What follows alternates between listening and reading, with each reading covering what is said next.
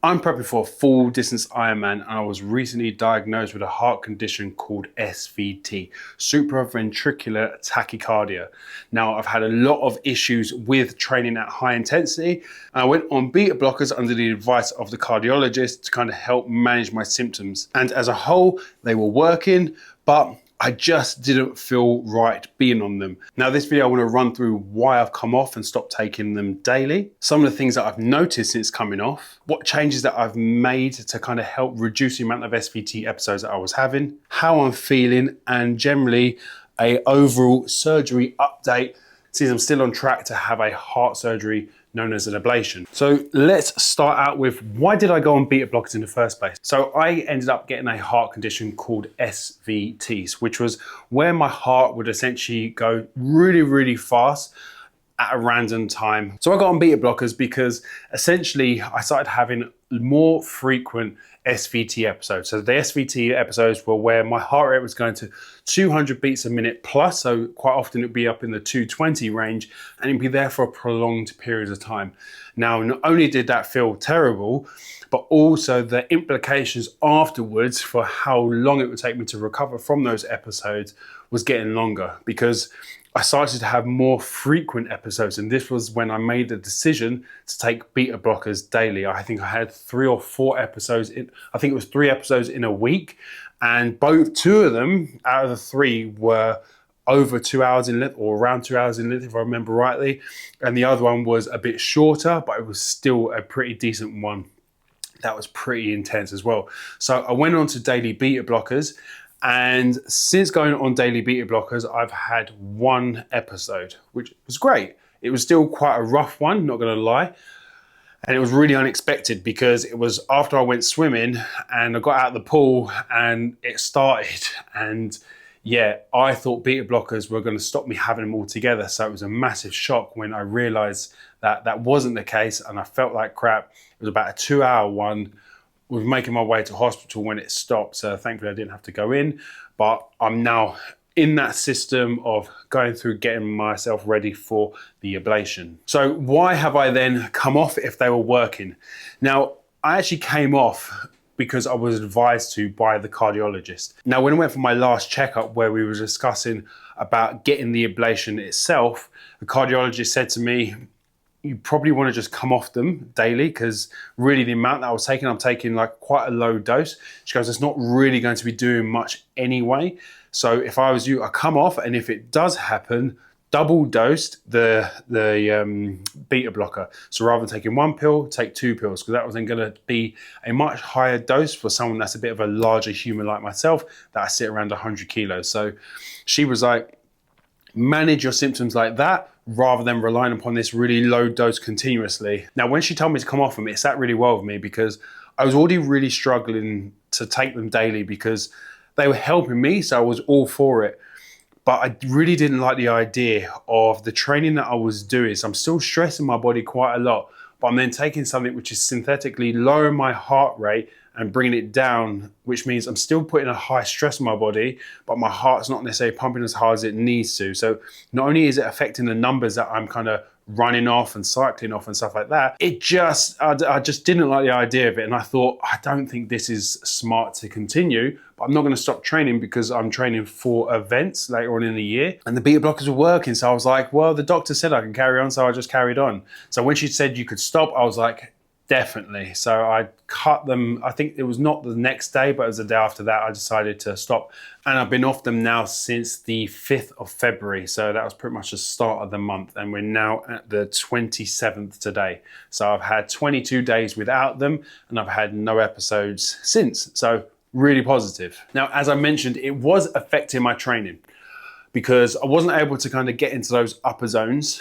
I was also very conscious that the stress that I was putting my body under wasn't necessarily getting the required blood flow to my body to help it with recovery and all that good stuff. So as I said, it didn't really sit with me anyway. Now my resting heart rate has improved massively. While I was on beta blockers, it pretty much went up to around the early 60s continuously. It was never really going under 60 beats a minute resting, and this was very abnormal for me. Since coming off, I'm now averaging 55 or less. So I'm now back under 60 continuously, and my heart rate, my resting heart rate is in a much better place, and it's definitely making me feel better. My HRV is also increasing. It's now coming back up from where it was basically sitting in, I think it was like the late 20s, early 30s. So now sitting around that 60 mark. So really happy with how those metrics are improving, because they are very good indications of how my body's responding, one, to training, but also to how I'm recovering and just my general overall health. And what I've also noticed is I've been able to work harder in my training. I haven't necessarily gone to like those zone 5 efforts consistently, but what I have noticed is, say using running as the example, I've been able to let my heart rate slowly ascend up, and I was sitting at around 179 beats a minute the other day in a run workout, and I've had no implications from that, and I felt really good. Now, since stopping beta blockers, I have had a couple of flutters, shall we say, here and there, where I feel my heart kind of elevating and then it kind of comes back down. So I do feel that kind of like, not breathlessness, but kind of sensation of like, it's kind of something's happening, and then it just kind of eases off. So that's positive. So what changes have I made to kind of help with reducing these via these episodes? Now, the change that I've made, I've increased my food intake. So I'm now sitting definitely around a maintenance amount of calories coming in, if not a little bit of a surplus. So that has meant my body weight is now sitting around that 100 to 101 kilos consistently, rather than I was sitting around, say, like 97 to 98, which doesn't sound like much, but those 2 kilos have definitely made a difference in just like how I'm eating, like the food that I'm eating, and I'm just feeling more fed, which is obviously ideal since the kind of stress I put my body under when it comes to my training load. Because I'm training between 8 to 10 times a week through all the disciplines of swim, bike, run, and I try to get at least 1 strength session in. So it's a fair amount of stress going through my body, and I want to give it the best opportunity to recover from all this stress. So again, taking those beta blockers is kind of not giving me that opportunity to recover as well as I think I know I can. Now, in regards to the training itself, what I have done is I spoke to my coach and I've brought down the high intensity stuff. So I don't do any VO2 work in either my bikes or my runs.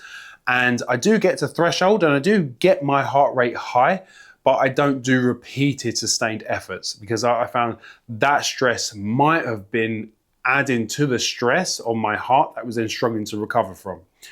So I don't think it was the VO2 sessions per se, but I feel maybe the stress of constantly going up, down, up, down, up, down for multiple times in a session, and then doing, say, I don't know, a threshold session as well a couple of days later, and then going for a swim, even though it's easy, say a swim, for me, who's not necessarily the best swimmer, my breathing during swimming can be not as consistent as it could be. And then that could then in turn put more stress on my heart, which is then when I was finding I was having episodes from that. So since reducing those VO2 sessions and not really going to the zone 5 frequently and kind of focusing more on zone 4 or below, I've not had any episodes. So really happy with that. Now, in regards to supplementation, I'm not really supplementing with anything at the moment now. I've kind of taken out everything. I still take my vitamin D and my magnesium where I do remember, and I do try to take a multivitamin. But apart from that, I'm just now eating a more balanced approach to my nutrition. So I'm definitely eating a lot of different types of meats, a lot of different types of carbohydrates, making sure I'm getting a good variety of fats, and also I'm ensuring that I'm keeping the frequency of my eating quite consistent. So I am eating basically upon waking, so I'll be normally having some like sourdough toast with something, and then I am often eating before bed, whereas before I might say not have anything as I wake up and just have, say, my water and electrolytes, and then maybe, say, a decaf coffee or a coffee. Whereas now I do eat alongside that as well, and I do feel that that's been a nice thing to do and it's probably helping my body. The one thing I don't like about that is I now feel like this reliance upon eating. I do feel kind of eating has got a bit of a hold on me, and if I don't now have my morning toast, it kind of makes me feel a little bit, not stressed, but you know, I'm like, I'm missing something, I need to be getting something. So that's actually something I kind of want to maybe think about addressing soon. But at the moment it's working for me, so I'm going to keep on cracking on. So then in regards to how I'm feeling, I Feel really good, not gonna lie. I'm really happy. Training's going really well. I'm still training very hard. I've recently hit a half marathon PB, which wasn't necessarily meant to be a half marathon PB, but it was within a prescribed workout.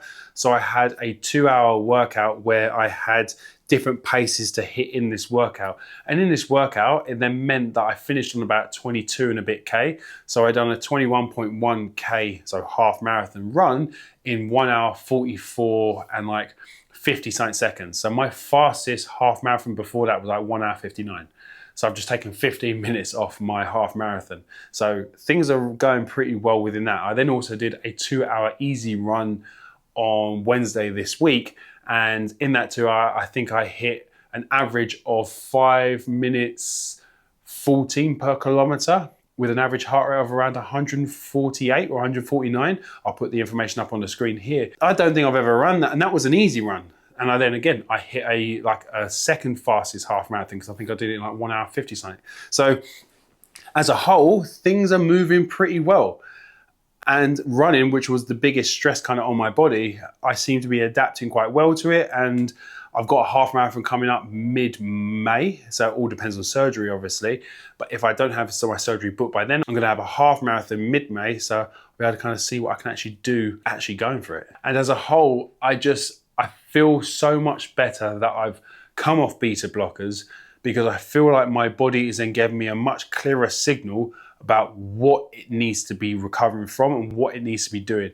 Whereas before, when I was doing my long runs and running at like, say, 4:58 per kilometer, which was really fast for me for a long run, and I was averaging my heart rate of like a 130 something, whereas that wasn't really what was going on in my body. So obviously I was putting a fair amount of stress on it, and my heart rate was averagely staying a lot lower compared to basically doing the same run this week and averaging a 148, so 10 beats a minute more at a slower pace by 15 seconds. So it shows you the stress that I'm putting on the body here compared to here, I'm still having to recover from. So here I'm running too fast for too long, even though my heart rate is lower. So now I'm in a much better place where it gives me a lot better feedback. So being on beta blockers has the positive of managing a lower heart rate, but if you want to understand what's going on under the hood, essentially, you can't be having fake numbers coming in and giving you dodgy data, because then you're not going to be able to have a true reflection of what the stress is going on in your body. Now, in regards to surgery, I will still be going ahead with the ablation. Now I'm in like essentially the waiting list for it. They said it can take up to 3 months to kind of get an appointment. So I have to kind of wait and see when that's going to be. So I've still got all my events that I plan on doing. I've still got a Hyrox potentially at the end of March, but my partner had to pull it out, so I'm not too sure about that one at the moment. I've got the half marathon mid-May. I've got my half Ironman Swansea in start of July. I've then got end of July, I've got the Olympic distance triathlon, the T100, and then the big one mid-September, which is Ironman Wales. So I've got quite a few events on this year. So obviously heart surgery is going to be a bit of an inconvenient thing to have done, shall we say, but you know, I'm going to have to just do it as and when and kind of see what I can get done around that. So I've got to obviously then take into account for the recovery time post-surgery, and then how long till I can kind of go back to full fitness as well. And at the end of the day, I don't want to be stressing myself if I don't need to be. So I'm just going to kind of see what happens, and I'll update you in due course. But in regards to the surgery, it's pretty wild. When I spoke to the cardiologist, so I've got to be awake for it so they can essentially trigger it, because what they got to do, they have to singe like part of the heart, like the signal, where it's basically, if I've got the signal, if you've got an electrical signal going down your heart, say in the middle, just off to the side of that is apparently there's this dodgy signal there, which they kind of need to essentially ablate, so like singe. Now, they've got to go up through my thigh while I'm awake and then trigger it so that the SVT episode happens. And when it's happening, that essentially signal becomes apparent and they can then trigger it. Now, the cardiologist said to me that it might not work because one, they might not be able to trigger it. Two, it might be too close to, say, the center, so they don't want to trigger, they don't want to do anything to my natural heart rhythm. So they don't, if it's too close to that, they can't do anything. Also, if there was any bleeding post surgery. If it was internal or something, like if it was, I think she said if it was in the sac, then they have to like drain it. So essentially they have to like put something into my chest and essentially drain it out. So I got to stay overnight.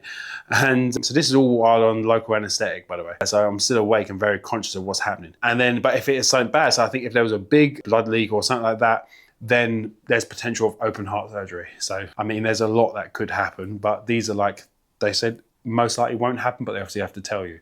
So fair enough. I mean, it's all a bit daunting, but I don't want to live a life of those episodes being as frequent as they got to.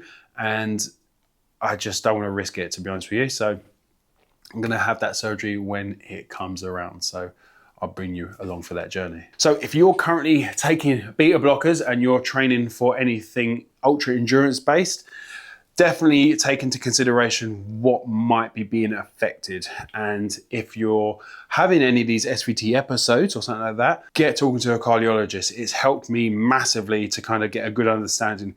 Knowing that when I had a scan on my heart, to know that my heart is really healthy. It's a little bit big, they said, but common with our athlete's heart. But it was really positive to know that the actual structure is all good. But the electrical signals is where I have the issue. But definitely speak to a cardiologist if you're having anything like this. And if you're taking beta blockers and you're training really hard, do take into consideration what the beta blockers are doing and how they could be affecting you and your recovery. So I didn't really think how much they would affect my resting heart rate and HRV as much as they did. Now seeing how much I've improved since stopped taking them, that has been a massive eye-opener. So there we go. Thanks a lot for watching. I hope this video has been helpful, especially if you're someone that suffers with SVT or any other heart issues, or taking beta blockers and thinking about doing something like an Ironman or training for an ultra endurance event. Let me know in the comments if you have any questions. I'll be happy to get back to you there. Thanks a lot for watching. I'll see you in the next video.